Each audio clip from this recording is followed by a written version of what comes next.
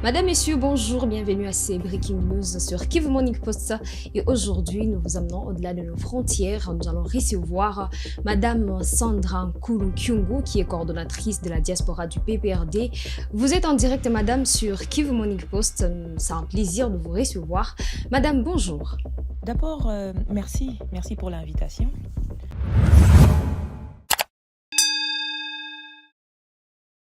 Eh bien, pour commencer, le mouvement Sauvons la RDC, dont fait partie le PPRD, a publié un communiqué dans lequel il s'est dit favorable au dialogue tout en posant plusieurs conditions.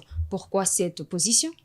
Les 7 points que nous donnons comme préalable sont basés sur l'expérience qu'a notre chef, le président Joseph Kabila, dans l'organisation des dialogues entre Congolais. Rappelez-vous de l'accord de Lusaka pour le cessez-le-feu, de la confirmation de Kitumi et Massiré, le dialogue de Sun City, le dialogue de la Cité de l'Union africaine pour permettre justement la tenue des élections en 2018, le dialogue au centre interdiocésain de Kinshasa qui a accouché de l'accord de la Saint-Sylvestre et cela a permis de dépasser le mandat constitutionnel. Tous ces dialogues ont eu des issues heureuses.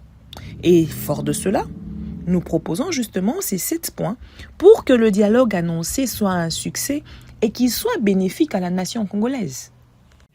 Estimez-vous que les conditions ne sont pas aujourd'hui réunies pour organiser les dialogues dans les formats proposés par les camps du président Félix Tshisekedi? Vous savez, madame, l'erreur fondamentale du président Tshisekedi aujourd'hui est de croire qu'il peut organiser un dialogue entre Congolais selon son entendement à lui seul. Or, le Congo a plus de 1000 partis politiques, plus de 450 ethnies. Et il est impossible de sortir d'une crise comme celle-ci en refusant d'associer tout le monde. Vous savez, on peut remonter à 59, à la table ronde de Bruxelles, lorsque les Congolais de toutes bords, de toutes tendances confondues, se sont retrouvés à Bruxelles pour un dialogue belgo-congolais. Et c'est ce dialogue qui a débouché justement à l'indépendance en 60.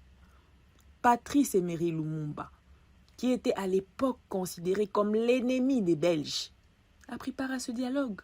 Il est venu d'ailleurs de la prison. Et je peux même vous donner un exemple encore plus récent, c'est celui de Sun City, où notre président Joseph Kabila n'a posé aucune condition, mais alors aucune. Il n'a exclu personne, y compris ses ennemis farouches, comme le MLC, le RCD, et même Étienne Tshisekedi était là. Et par la suite, Étienne Tshisekedi était devenu l'allié du Rwanda, qu'on se le dise. Tout le monde a participé à ce dialogue et tout le monde avait le même droit de vote. Même la diaspora était là. Alors, Félix Tshisekedi aujourd'hui doit se faire violence et écouter tout le monde, y compris ceux qui ont pris les armes contre son pouvoir. Parce qu'en réalité, ceux qui ont pris les armes aujourd'hui, ce n'est pas contre la République. C'est contre le pouvoir de Tshisekedi, c'est contre son régime. Il faut arrêter avec ce narratif mensonger de dire que c'est contre la République. Le président Félix Tshisekedi, lui, souhaite que ces dialogues se tiennent sur le territoire national. Quelle est votre réaction à cette proposition? Nous ne sommes pas contre l'idée d'avoir un dialogue sur le sol congolais. D'ailleurs, sous l'égide du président Kabila, il y a eu plusieurs dialogues organisés sur le sol congolais. Mais ce qui a rendu cela possible, c'est l'esprit républicain du président Kabila. À l'époque, souvenez-vous, que Étienne Tshisekedi, Félix Tshisekedi et les leurs n'ont jamais été sujets d'une quelconque condamnation. Par contre, aujourd'hui, le nombre des condamnés à mort est alarmant. Tous les protagonistes principaux aujourd'hui, sans lesquels le dialogue est vidé de toute substance et en réalité devient un monologue, sont soit condamnés à mort, soit en prison, soit en exil. Joseph Kabila, Corneille Nangaa, Sultan Makenga, ils sont tous condamnés à mort. Pourquoi des politiciens importants comme Raymond Chibanda, comme José Makila, comme Barnabé Kikaya, Richard Mouyej, Kimbuta, Mova, Nemi Mouilania, Moïse Nyarugabo, Kabange Numbi, la liste est longue, très longue. Pourquoi ils sont en exil? Aubin Minakou, vice-président du plus grand parti de l'opposition politique, aujourd'hui se retrouve séquestré, s'il vous plaît, séquestré depuis plus de 7 mois. Et d'ailleurs, le ministre de la Justice est en difficulté, il est gêné par rapport à cette question. Comment vous pouvez expliquer qu'après 7 mois de détention illégale, s'il vous plaît, que des responsables politiques, des civils, soient traduits devant la cour d'ordre militaire? C'est le cas d'Emmanuel Ramazani Shadari Dounia et d'autres cadres du parti. Alors, dans ce contexte, pour que le dialogue se passe en toute sérénité, nous pensons qu'il doit se passer en terrain neutre, à l'étranger. Eh bien, alors que la SENCO plaide en faveur d'un dialogue, plusieurs figures du PPRD sont actuellement en détention, notamment le secrétaire général du parti, Emmanuel Ramazani Shadari, ainsi que Aubin Minakou, ancien président de l'Assemblée nationale. Quelles mesures des crispations politiques attendez-vous de la SENCO avant l'ouverture du dialogue? Si Félix Tshisekedi était de bonne foi et qu'il voulait vraiment organiser un dialogue inclusif pour le bien-être de la population, la SENCO n'allait même pas être obligée de plaider pour la décrispation de l'espace politique. Et pour nous, comme nous l'avons dit dans notre communiqué, il faut la libération des prisonniers politiques et la levée des condamnations fantaisistes. Voilà. Et bien sûr, nous restons avec vous, madame. Plusieurs cadres de l'Union sacrée s'opposent à la participation de Joseph Kabila et de l'AFC M23 au dialogue. Et quelle est votre position sur cette question? Ceux qui s'opposent à la participation au dialogue d'un homme qui a dirigé le pays pendant plus de 18 ans, qui a sorti le pays de plusieurs crises, ceux-là ne veulent pas la paix, c'est très clair. Et vous savez, s'opposer aujourd'hui à la participation au dialogue d'un mouvement qui contrôle des pans entiers de la République, un mouvement qui a pris les armes contre le régime Tshisekedi, ça équivaut à dire que ceux du pouvoir ne veulent pas une résolution pacifique à la crise congolaise, tout simplement. Nous estimons qu'après avoir géré le pays pendant autant d'années, le président Joseph Kabila a une expérience à mettre à profit.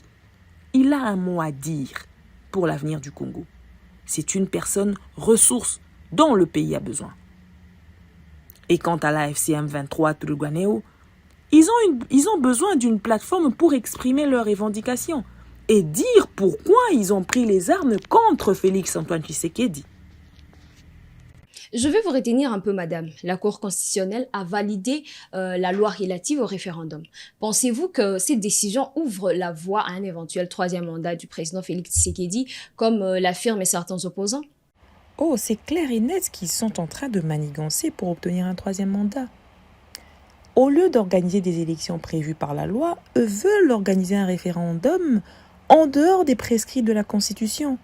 Parce que cette loi référendaire est tout simplement anticonstitutionnelle.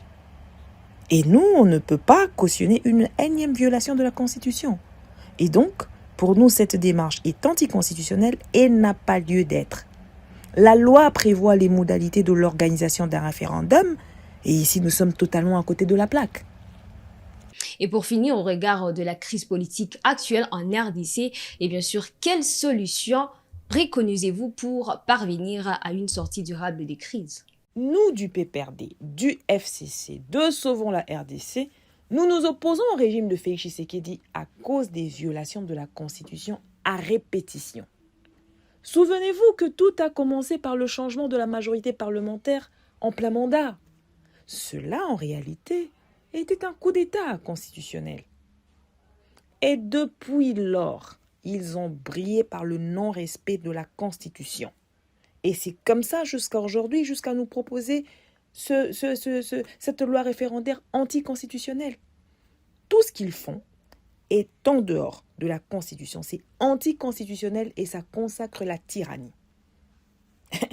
Ainsi, pour trouver la solution durable à la crise, il faut mettre fin à cette dictature, mettre fin aux tueries en masse, aux arrestations arbitraires, réinstaller la liberté d'expression, réinstaller, refonder l'État, arrêter avec le discours de haine, arrêter avec la stigmatisation.